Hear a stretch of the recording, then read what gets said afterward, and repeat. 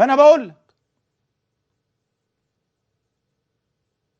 وأنت لو ما أنتش حبيبي وأخويا وعشمان فيك والعشم كبير مش هقول لك خالص.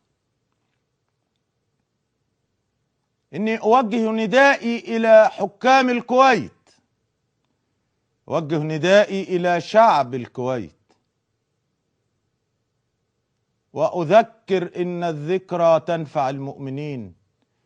احتلت الكويت يوم أن رفض أمير الكويت أن يدعم الرئيس الراحل أنور السادات عندما ذهب إليه يطلب منه دعما للاقتصاد المصري بعد حرب 73. وعاد أنور السادات إلى مصر منكسر الخاطر، حالته النفسية سيئة،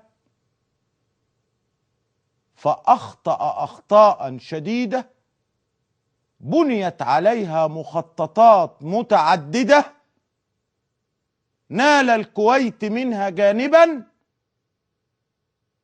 فاحتل صدام أرضها وانتهك عرضها واعتدى على شرفها.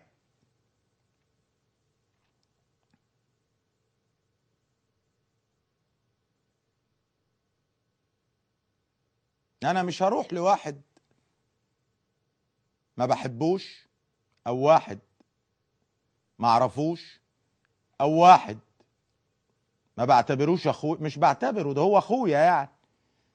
هروح لواحد غريب أقول له اديني وأخويا موجود معاه.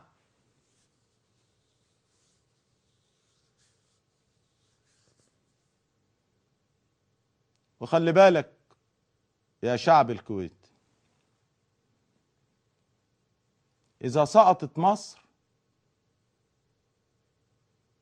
ستدمر الكويت، وسينتهك عرض الكويت، وسينتهك شرف الكويت للمرة التانية. خليكوا سامعين أنا بقول لكم إيه.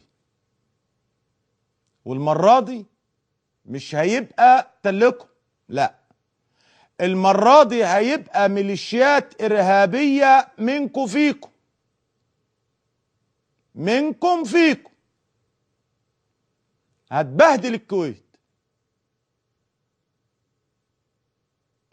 زمام الأمور ما فلتش عندكم، لسه تحت السيطرة. خطوة واحدة بس وهيخرج من السيطرة، فاضل خطوة ومش هتقدروا تسيطروا.